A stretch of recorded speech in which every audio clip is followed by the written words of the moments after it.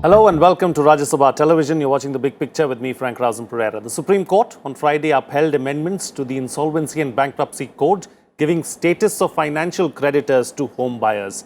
A bench headed by Justice R.F. Nariman, which disposed of a batch of over 180 petitions filed by various builders, said the RERA Act, which regulates the real estate sector, should be read harmoniously with the amendments made in the IBC, and in case of conflict, the code will prevail.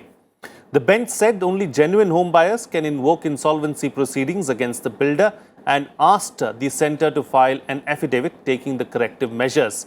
The judgment came on a batch of pleas filed by builders who have argued that remedies to home buyers were available under the RERA Act and the amendments to IBC only enables duplication. On this edition of The Big Picture, we will analyse how home buyers will be protected through the IBC. Joining me on the program today are Siddharth, National Economic Editor of the Times of India; Piyush Singh, Advocate of the Supreme Court; Sudhir Krishna, former Secretary, Urban Development, Government of India; and Ravinder Patela, home buyer. Thank you to all my guests for joining me on this edition of The Big Picture. Piyush, I'd like to begin the program with you. Let's first try and understand what changes now after the Supreme Court verdict. Frank, this amendment came into force in 2018 to the law of IBC, which was enacted in 2016. So this amendment, which was brought in July 2018, was in backdrop of a JP Infratech case. JP was a big realtor of North India, and when one of the bank took JP into insolvency proceedings, which was precisely in August 2017, there was a kind of panic amongst home buyers that whether our rights would be protected under the new law, Insolvency and Bankruptcy Code. So the question they raised is that in case a bank takes a builder or a real estate company into insolvency, what happens to our money which is invested? Because bank, being a financial creditor, in case a company goes into liquidation, would be paid first in the waterfall. So all these home buyers, since they were not included in the committee of creditors, or for that matter, they were not even part of financial creditors, they filed a writ petition before the Honorable Supreme Court and a PIL.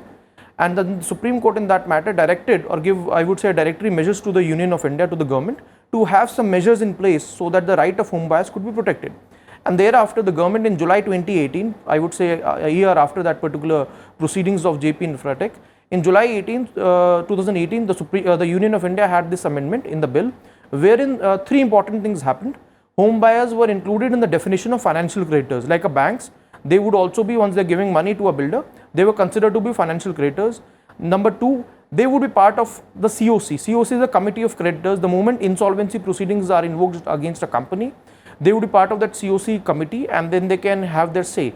The third thing is, since the number of home buyers is usually huge, which can range from 100 to 2,000 or 5,000, they can have their representative being elected, and that representative is going to be part of the COC to vote on behalf of the home buyers. And whatever proportion of their money which they have paid to the builder, if it is 60% of the total project value, that will be their voting rights in that particular COC for revival of the company, for approving any resolution plan and all those things. So this particular law, which was under challenge after July 2018, there were again, as you rightly mentioned, 180 odd builders who had challenged this law before the Supreme Court. This challenge initiated in January 2019, and then I would say the rest of the builders joined that particular challenge, and which was recently on Friday, Supreme Court has given a final judgment on that. It's a brilliant judgment upholding the validity of the constitutional amendment we just discussed. Absolutely. So, Siddharth, I'd like to draw your attention to this aspect of committee of creditors and also putting the home buyers and giving them the same status as the financial creditors. How important is that, and what is the role of the COC? Well, COC is like the board of a company, and so once a company is cleared for action under IBC, the National Company Law Tribunal appoints a resolution professional who's like the CEO, and the COC is like a board of directors, and they are the deciding authority. So all the decisions have to be ratified by the COC. There are timelines which are laid down as part of the IBC. So everything is decided based on what the COC decides, including who the applicants would be, who would be the final, resolution applicant, etc. So that is the basic. It is the nerve center for all the decisions. All right, and also the fact that giving the same status as financial creditors as far as the home buyer is concerned, how significant is that? Well, it is if you look at some of the judgments that have come out, including some of the recent orders by the NCLAT, the Appellate Tribunal, including in the case of JP Infratech, where the resolution period has been extended by another 90 days. It has clearly held that real estate is a sector which can't be treated like any other sector, because unlike the other sectors where the whole idea is to secure the interests of the banks first, here the courts have taken a view that the main actor in this whole sector is the home buyer. So it is very important to protect the interests of the home buyers. And so so while banks get security, it is the home buyer's interest which is seen to be paramount. All right. So, Mr. Sudhir Krishna, let me come across to you now, because one of the main contentions as far as the builders or the developers was the fact that RERA was already in existence. So why bring about this amendment to the IBC, because it's nothing but a duplication? Do you buy that argument?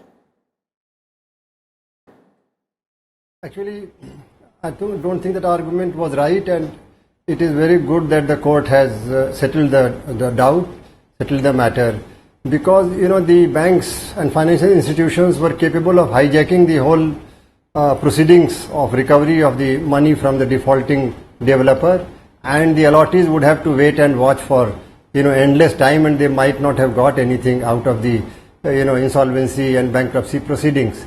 So now that they are at par with the creditors, other creditors, so I think that is a major achievement, I would say. And moreover, the RERA is not dealing so much with the creditors at large. They are dealing more with the allottee and the developer. So now the IBC court has said that IBC is supreme and RERA is subservient to. Of course, they have also said that IBC and RERA should be read harmoniously, but they have said that in case of conflict, IBC shall prevail. So as a result, now the allottees, who are the people at large, they have now got a foothold, because they are mostly unorganized and they don't have that kind of capabilities as the financial institutions, and therefore now they will be able to join the committee of creditors, as other speakers have said, and now they will get that strength. And so I think it's a very good judgment, but I would only say that as far as the allottees are concerned, their miseries are concerned, which are spanning over decades now, it is only a major battle that has been won. I mean, the war of the allottees, war is yet to be decided in favor of, in a fair manner, in favor of the allottees, because a lot of other measures on ground have to be taken. And I think it's a very important landmark of achievement, but then it is not the end of the story for the allottees. A lot of other steps are required, and I am afraid that this is a necessary step. It was a necessary step, necessary achievement, but absolutely not sufficient at all. The buyers will not be able to get justice. They will not be able to get their investment in terms of either the project or their money back unless many other steps are taken on ground. So I would think that many more steps are required. Sure. It's not enough. What has been done is necessary but not enough.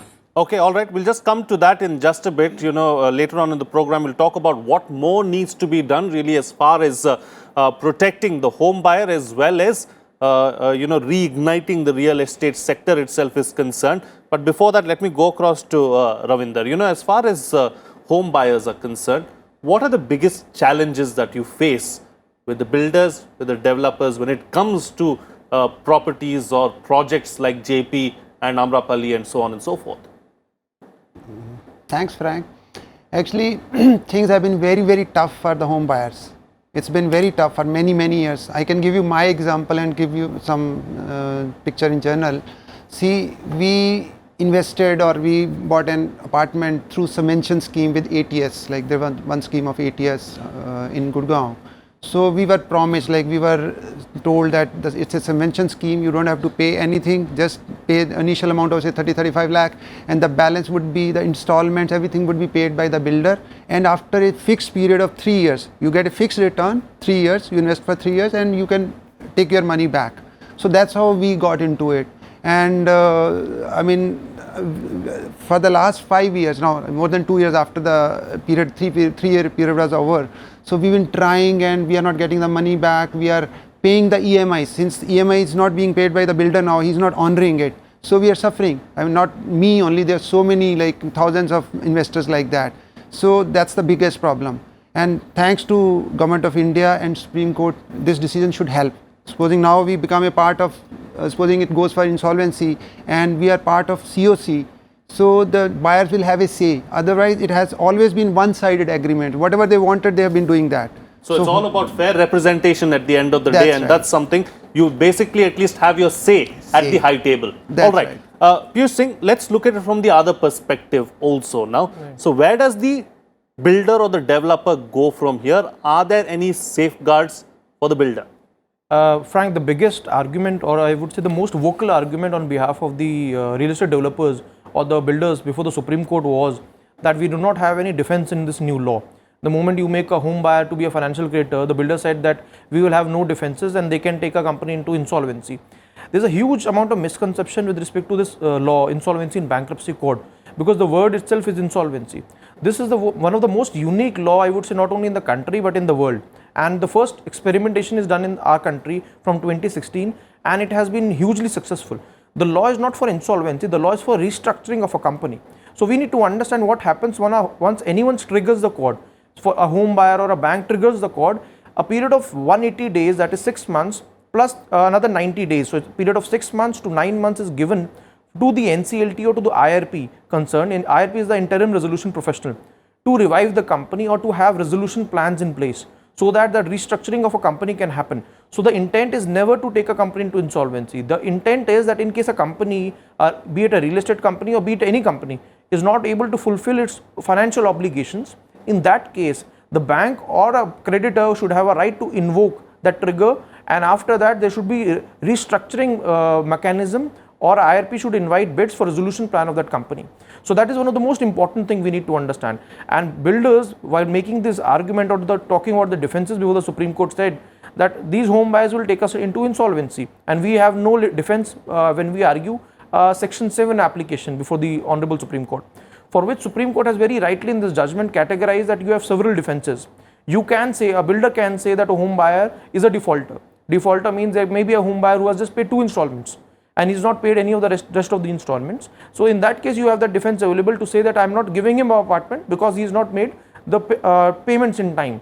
The second defense Supreme Court has given the builders is that you can say that somebody is a speculative investor, but that onus will always lie on the builder. Once a home buyer or any allottee of a real estate project files and that application before NCLT under the new code, the builder will have those defenses available, like speculative investor, and he will have to discharge that onus before having that petition or that application dismissed. So builder will have to prove that somebody was buying a property only for enjoying benefits out of it, monetary benefits out of it, not for staying in that property. Or somebody just wants to pull out his money because he thinks it's not a lucrative proposition now. So those are the few defenses which are definitely available to the builder. Then the Supreme Court also said that a builder who has completed the project on time, has abided by all contractual and other RERA obligations, should have no problem. There should be no reason for them to be worrying in case they are not in violation of the agreement or of the RERA laws. So those defenses are absolutely available to them. Sure, okay. So, but that having been said, Siddharth, is there a worry at some level that the home buyers and others may use the IBC route first rather than the RERA route and go in for liquidation? For a home buyer, for most home buyers, if you go by what has happened so far, and you know, real estate is one of the largest chunks in this whole insolvency jigsaw. I mean, out of the 2,100, 2,200 cases that have been referred to, real estate and related sectors, which is renting, etc., is about 850, 860 cases. So it is the largest chunk of the cases. And most home buyers are there to get possession of their flats. So I don't think that there is a fear that, I mean, this fear is justified. I don't think the fear is justified that people would go for liquidation. You know, if someone buys a flat, liquidation is a very, is an open-ended game. So you may not get your due. So you may have invested 10 lakhs, but you may actually get 50,000 or a lakh. So from a home buyer's perspective, it doesn't make sense. So for a home buyer, a resolution is a better option, number one. Number two, you know, everyone waits for a period, and you know, the RERA provides for a period, and here you have cases where the bookings happened 10 years, 12 years ago, and people haven't got flats. So there's a sense of frustration that has crept into the whole system, and it is because and it's not as if all builders have failed. I mean, there are builders who have delivered on time, delivered the quality that they had promised. But there are a lot of builders who, for a variety of reasons, have failed to deliver, and the law is meant to act against those builders. Having said that, this is also a transition phase. I mean, these are projects which came in, which are now in insolvency, came in before RERA kicked in. RERA has put in place safeguards, whereas a builder can't divert money from one project to another. So the builder has to keep a large chunk in an escrow account devoted to the project for which he's raised money. So those safeguards have come in. So this is a transition period, and hopefully, insolvency law will help in further cleaning up the sector and make sure that the home buyer is not deprived of what he's paid for. All right, talking about the home buyer and talking about cleaning up the sector further, Mr. Krishna, what more needs to be done really as far as the real estate sector is concerned? You see, as far as the home buyers are concerned, real estate is a very major issue for them, because the life saving is invested in a real estate project. I mean, but for the day-to-day consumption expenditure, whatever surplus is there, people put all their might, all their resources into an apartment. That is the tradition here, and that is all. Most people are not able to buy more than one apartment. In that situation, people, are they going to get real benefit from this? I would think that much more has to be done. Originally people used to give petition to local authorities, collector and so on, and get many of their grievances redressed. Now in this matter also. Now that became little difficult because workload became more. Then people started going to courts, civil courts and judicial courts. Now then consumer courts came. And after consumer courts, now we have got, they also became overloaded with work. Now we got RERA authority, and consumer courts are there at state level, and they are at national level also. And I know a National Consumer Dispute Redressal Commission is giving dates at the interval of 1 year to 2 years, The next hearing will be after 18 months. When will you get justice? That is not, you may ultimately win. The consumer may win, home buyer may win, but when? It will be too late probably in the day. And they are normal people. They don't have time to run around the courts. And now the RERA. Now, normally a state has got one RERA, or larger states have got 2 or 3. But the number of districts are, 30, 40, 50, 60. So how many people have to go around to RERA offices, and one has to go to these courts, RERA authority or consumer authority, and then see what the pain you have to go through. So and then now we have IBC, the NCLT. You'd think that a buyer will be capable of running around, even as a group also. It will be difficult. That is not what he has bargained for. He never invested to run around the courts. And majority of the projects are now, in one or the other logjam. So the people are not, really getting out of the mess. Only thing is, they are not in bigger mess now. They are in lesser mess, but mess is there. So I would think that the administrative arrangement, on one hand, has to be streamlined. The local authorities have to be empowered. They have totally washed their hands off. Now no collector, no town planning officer, nothing. You have to simply go to consumer court, or you have to go to RERA authority, or now you have to go to the National Company Law Tribunal. That is not the way things have to work for a common man. For a company, for a bank, it is okay, but not for a common man. Sure. And for a common man, local authorities have to be there. So additional posts should be created at local level, and they should be like additional collector for real estate matters, additional town and country planning district officer for the town and country planning matters, and so on.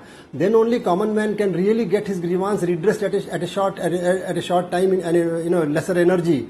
And on the other hand, these real estate developers also have to develop some amount of self-discipline now. They have to be professional also.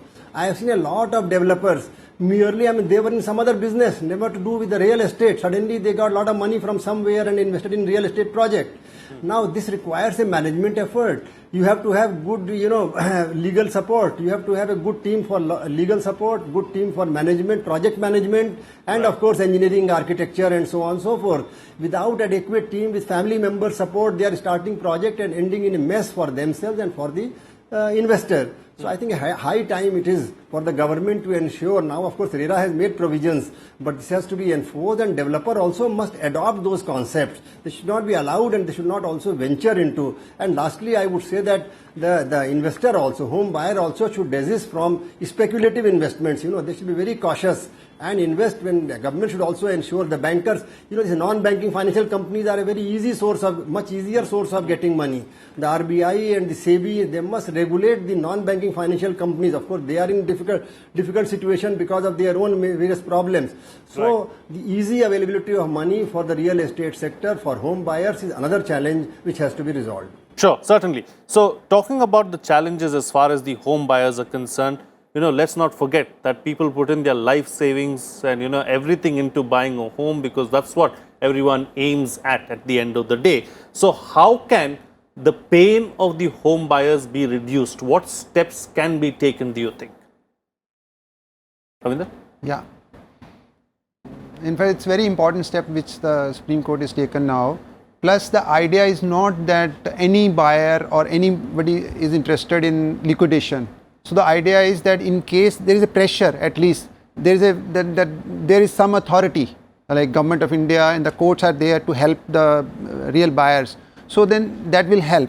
That's the one step, I think, which the court is going in the right direction, the government is going in the right direction, that should help.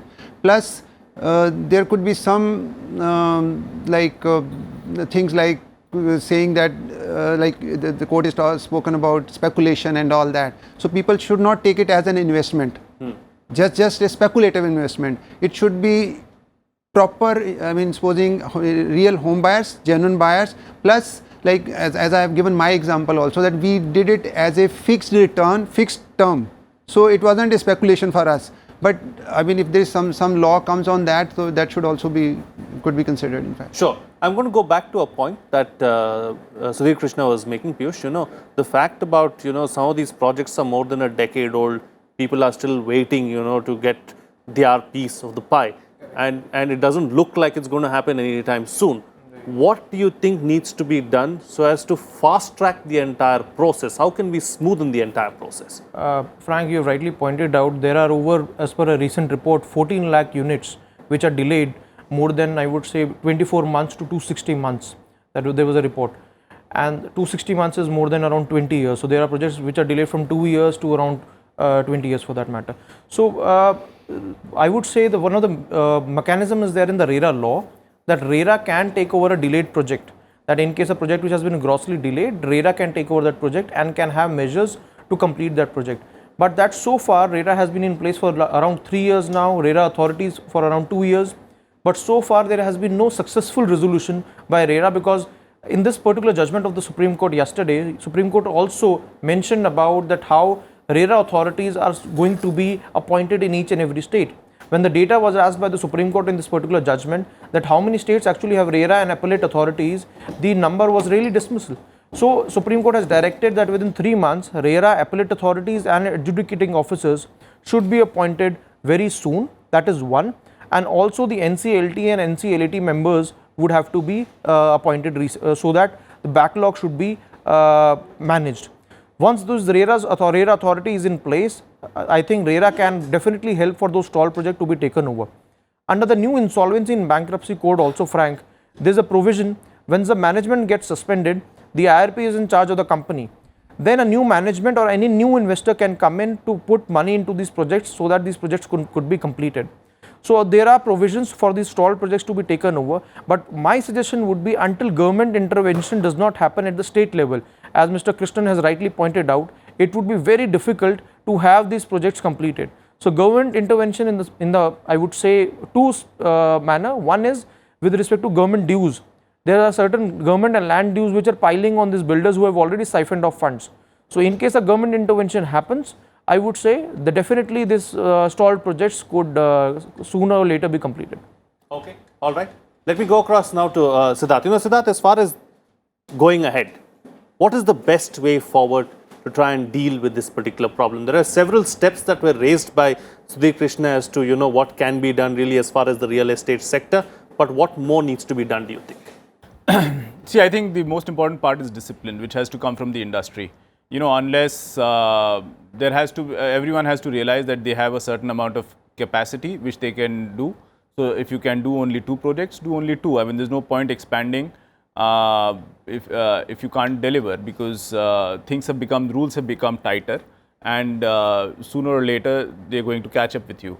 2, what Mr. Sudhir Krishna pointed out was on the capacity of the regulators. I mean, I don't think RERA can take care of these 1 lakh or 2 lakh apartments just in Noida. Or, the Haryana regulator just can't deal with 1 lakh flats which are under construction in Gurgaon. So the regulators should have adequate capacity. And the third thing is that if you look at the delivery on the IBC, on the insolvency code, that needs to improve manifold. You look at the delivery in terms of resolution of the real estate sector, it is very poor. I mean, you look at projects by JP, which has been in under insolvency for exactly 2 years now. There's no solution. 2, you look at many other projects. I think there have been very few cases where resolution has happened. Also, if you look at the number of liquidations that happened in the last quarter, 55% of the companies that were decided went into liquidation. So, you have only 45% resolution. So, you are staring at a situation where out of these 850, 800, whatever real estate cases are there, potentially 50% of them can go into liquidation. So, that's something that people whose projects are held up should realize and be prepared for. This is a court-driven process. You can't have the judiciary or the executive stepping in to, protect a certain category of people beyond a point. So the moment you start doing that, the moment you start creating exceptions, you will have other people jump in, demanding some sort of an exception. Tomorrow it will be steel, day after it will be automobiles, 4th day it could be someone else. So people if there's a process, either you keep real estate out of it, or if it's there, the courts or the other authorities just can't, keep changing the rules of the game. Sure. All right. We've got time for one last comment on the program now. Mr. Krishna, close the show for us with your concluding remarks. Well, I think the government should not keep quiet with the IBC ruling, and they must think that the problem of the common man has to be resolved, and they have to work out a governance framework for resolving the home buyers' problems. They should not feel that court's intervention is enough. I think much more lies on the shoulders of the governments at the state level particularly to propose and make a simplified structure for resolving the grievances and travails of the home buyers, and that is very much now possible. All legal doubts have been clarified, all the legal framework is in position, but governance framework has to be restructured. I will not say it is there. It has to be restructured and make approachable and available to the accessible to the common man. I think that is the challenge for the government now. Ball is in government's court. All right. Okay. On that note, then we'll call it a wrap on this edition of The Big Picture. What's coming out of this discussion is that the decision taken by the Supreme Court as far as the IBC amendment is concerned is a welcome one. But there is a lot more that needs to be done as far as the real estate sector is concerned. I'd like to thank all my guests for joining me on the program and putting things into perspective for us. That's it from me. See you again next time.